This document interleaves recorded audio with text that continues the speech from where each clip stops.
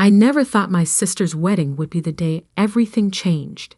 The day I discovered who my family really was.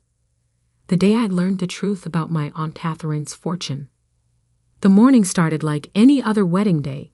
Chaos, excitement, and my sister Amanda barking orders at everyone. I was just the younger sister, relegated to handling minor tasks, while Amanda sparkled in her designer wedding dress that cost more than my yearly salary as a kindergarten teacher. "Sarah, where are the welcome bags for the VIP guests?"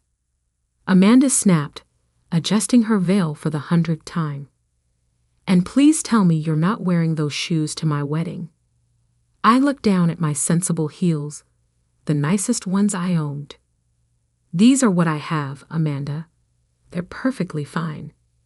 She rolled her eyes, a gesture I'd become all too familiar with over the years.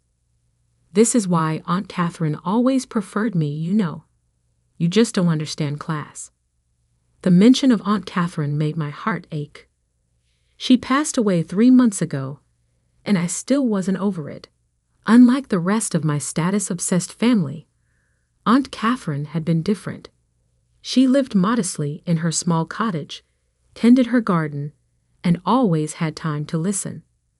While my parents and Amanda chased social connections and luxury brands, Aunt Catherine taught me about kindness, hard work, and finding joy in simple things. "Don't start with Aunt Catherine again," Amanda warned. "She was just a weird old lady who chose to live like a pauper despite her trust fund. Thank God she left everything to charity like she always said she would. Can you imagine if she'd left her money to you? You probably wasted on your students, or something equally ridiculous." I bit my tongue, remembering all the afternoons I'd spent with Aunt Catherine in her garden, learning about different herbs and flowers while Amanda was off at country clubs and spa days. My sister never understood why I'd waste time with our eccentric aunt. The wedding ceremony was set to begin in an hour at the Grand Plaza Hotel, the most expensive venue in the city. Amanda had made sure everything was perfect, from the imported flowers to the Michelin-starred catering. I was adjusting some place cards at the reception when an elderly gentleman in an impeccable suit approached me. "Miss Sarah Bennett?" he asked, his voice formal but kind. "Yes, that's me." He pulled an envelope from his briefcase.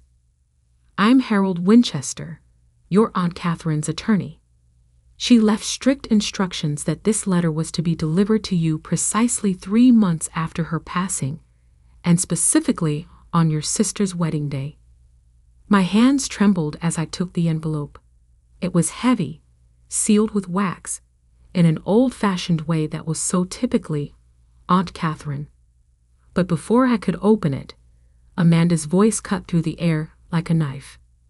"Sarah, what are you doing? The ceremony starts in 45 minutes, and..." She stopped short, seeing the envelope in my hands. "What's that?"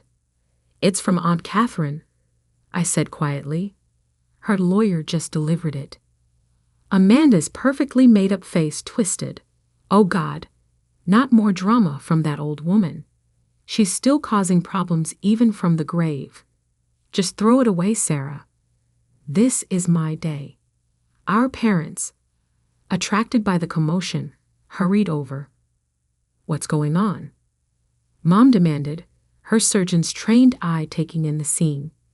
"Aunt Catherine left a letter for Sarah," Amanda said, her voice dripping with disdain. "To be delivered TODA of all days." Dad, never one for sentiment when it interfered with social obligations, checked his Rolex. "Sarah, put that away. We have important guests arriving. The governor and his wife will be here any minute." But for once in my life, I didn't comply. Something about the weight of that envelope, the timing of its delivery, made me stand my ground. "I'm opening it," I said firmly. "Don't you dare." Amanda grabbed for the envelope. But I stepped back. You're not ruining my wedding with whatever crazy final words that poor old woman left you. The word poor struck me like a slap. How dare they? How dare they dismiss Aunt Catherine, who'd shown more love and wisdom than any of them? With shaking fingers, I broke the seal and opened the envelope. Several documents fell out, along with a letter in Aunt Catherine's elegant handwriting. As I read, the world seemed to stop spinning. My dearest Sarah, the letter began. If you're reading this, I'm gone, and your sister is about to marry the investment banker she thinks will give her the life of luxury she's always wanted. But there are some things you need to know. I couldn't believe what I was reading. Aunt Catherine hadn't been living modestly because of a small trust fund. She'd been the secret CEO of Montgomery Industries, a global technology and real estate empire worth billions. The cottage, the garden, the simple life, it had all been by choice. While your sister and parents saw only my simple cottage, the letter continued, they never bothered to look deeper, to understand that true wealth isn't about showing off. You, my dear Sarah, understood that. You saw me for who I was, not what I owned. That's why I'm leaving everything to you. The documents confirmed it. Aunt Catherine had left me her entire estate. The company, the real estate holdings, the investment portfolios. All of it, worth approximately $89 million. What does it say? Amanda demanded, her voice shrill. Sarah, what did that crazy old woman write? I looked up at my family, my sister in her designer wedding dress, my parents in their expensive clothes, all of them looking down at me with contempt barely hidden behind their impatience. Aunt Catherine wasn't poor, I said quietly. She was the CEO of Montgomery Industries, and she left everything to me. The silence that followed was deafening. Amanda's face went from red to white. Mom's champagne glass slipped from her fingers, shattering on the marble floor. Dad started stammering about family obligations and sharing wealth. But I wasn't listening anymore. I folded the letter carefully and placed it in my purse. Then I took out my phone and called for a car. Where are you going? Amanda shrieked. You can't leave. I'm about to get married. We need to discuss this. I turned to her, feeling stronger than I ever had before. No, Amanda. You made it clear this is your day. So celebrate it. I have some things to take care of. As I walked out of the Grand Plaza Hotel, I could hear Amanda's screams behind me. But they didn't matter anymore. In my purse was a small key Aunt Catherine had included with the letter, the key to her cottage. But it wasn't just a cottage anymore. It was the beginning of my new life. Mr. Winchester was waiting by the hotel entrance. There's a car ready, Miss Bennet. And the board of directors is expecting you tomorrow morning at 9 a.m. Your aunt spoke very highly of you. I nodded, thinking of all those afternoons in the garden. Aunt Catherine hadn't just been teaching me about herbs and flowers. She'd been teaching me about life, about business, about being strong without being cruel. As the car pulled away from the hotel, my phone exploded with messages from Amanda and my parents. I turned it off. They'd had years to show me love and respect. Now they had to live with their choices. The car headed toward Aunt Catherine's cottage, my cottage now. And somehow, I knew this was just the beginning of the story. The next morning felt surreal as I walked into the towering Montgomery Industries headquarters. The security guard smiled warmly. Good morning, Miss Bennet. Mr. Winchester is waiting for you in the penthouse office. My aunt's office, my office now, took up the entire top floor. Floor-to-ceiling windows offered a breathtaking view of the city, but what caught my eye was the small herb garden tucked in one corner. Even here, Aunt Catherine had kept her connection to simple things. "Your aunt spent every morning tending those herbs," Mr. Winchester said, following my gaze. "She said it kept her grounded, reminded her what really matters." Before we could begin reviewing the company documents, my phone buzzed. I had turned it back on to find 47 missed calls and over 100 messages. Now, Amanda was calling again. Against my better judgment, I answered. "How dare you?" she screamed. "You ruined my wedding. Half the guests left after your dramatic exit.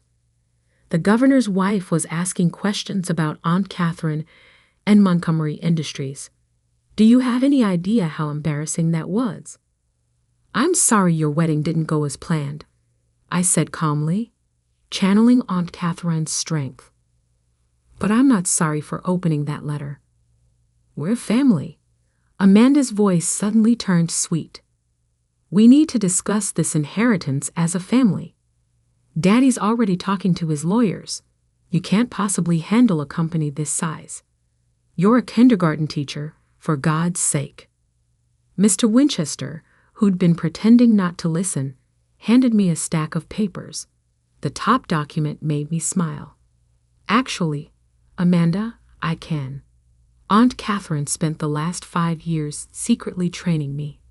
All those weekends I spent at her cottage. We weren't just gardening. She was teaching me about business, investments, leadership. She documented everything." There was a long silence. Then Amanda's true colors showed again. "You conniving little snake. You manipulated her, turned her against us. We're going to contest this will, and when we win, you'll be sorry." I ended the call and turned to Mr. Winchester. "They're going to contest the will." He smiled. "Your aunt anticipated that. Would you like to see what else was in that envelope you haven't opened yet?" The remaining documents were devastating. Evidence of every time my family had tried to manipulate Aunt Catherine for money. Amanda's secret credit card debt. My parents' failed investment schemes. Most damning of all, proof that they'd tried to have Aunt Catherine declared mentally incompetent 2 years ago to seize control of her assets. "She kept everything," Mr. Winchester explained. "Every email, every recorded conversation, every legal document. She wanted you protected." The next few weeks were a whirlwind. While my family filed their lawsuit, I immersed myself in learning the company. The board of directors, who'd all known about my secret training, supported me completely. Aunt Catherine's executive assistant, Maria, became my right hand, helping me navigate the corporate world. My family's lawsuit fell apart spectacularly. Their lawyers quit when presented with the evidence of their previous attempts to seize Aunt Catherine's assets. The judge was particularly unimpressed by Amanda's tearful performance about family loyalty, especially after seeing the recordings of her mocking Aunt Catherine's pathetic lifestyle. But the final straw came during a settlement meeting 1 month after the wedding. My family arrived with a new lawyer, clearly expecting to negotiate. Instead, they found themselves facing the board of directors and a presentation of their own financial misdeeds. "You've been using Montgomery Industries' subsidiary companies to secure loans and credit lines," I explained, watching their faces pale. "Aunt Catherine allowed it because she believed in giving family chances. That ends today." "You can't do this," Dad sputtered. "We're your parents." "Parents who haven't called me once without mentioning money since the wedding," I replied. "You have 2 choices. Drop the lawsuit and pay back everything you owe, or I'll press charges for fraud." Mom burst into tears. "But Amanda's wedding put us in debt. We had to maintain appearances." "A wedding you didn't even invite Aunt Catherine to," I reminded them. "Though now I understand why. You were afraid she'd show up in her gardening clothes and embarrass you in front of your society friends." In the end, they signed the papers dropping the lawsuit. Amanda stormed out, screaming about betrayal. Mom couldn't look me in the eye. Dad tried one last time to talk about family obligations, but fell silent when Mr. Winchester started pulling out more evidence files. 6 months later, Montgomery Industries was thriving under my leadership. I'd launched a new charitable foundation in Aunt Catherine's name, providing scholarships to underprivileged students and funding community gardens in urban areas. The herb garden in my office had expanded, and I spent every morning tending it, just like Aunt Catherine had. I kept her cottage exactly as it was, spending weekends there to remind myself of what really matters. The corporate world was exciting, but true happiness came from staying grounded, just as Aunt Catherine had taught me. The last I heard, Amanda's marriage was already in trouble. Apparently, her husband wasn't as wealthy as she thought, and their lavish lifestyle was built on debt. My parents had downsized, selling their mansion to pay back what they owed. They sent Christmas cards, full of hints about reconciliation, which I filed away with the rest of the evidence. One quiet evening, as I sat in Aunt Catherine's cottage garden watching the sunset, I found an old diary of hers. The last entry made me cry. "My dearest Sarah, you think I've been teaching you about herbs and flowers, but I've been teaching you about life. In a world obsessed with showing off wealth, you've learned the value of simplicity. In a family obsessed with status, you've stayed true to yourself. You're ready now. Ready to lead? Ready to show that true power comes from kindness, not cruelty. The garden will always remind you, the strongest plants aren't the showiest ones, but the ones with the deepest roots." I looked around at the thriving garden, at the empire I now commanded, and smiled. Aunt Catherine had given me more than just wealth. She'd given me wisdom. And that was worth more than all the millions in the world. The cottage doorbell rang. It was Maria, bringing the latest company reports. But mixed in with the paperwork was a newspaper, Amanda on the front page, her perfect life crumbling as her husband's financial schemes came to light. I set it aside without reading it. I had more important things to do. There were herbs to tend, a company to run, and people to help. Just as Aunt Catherine had taught me. After all, that's what real family does.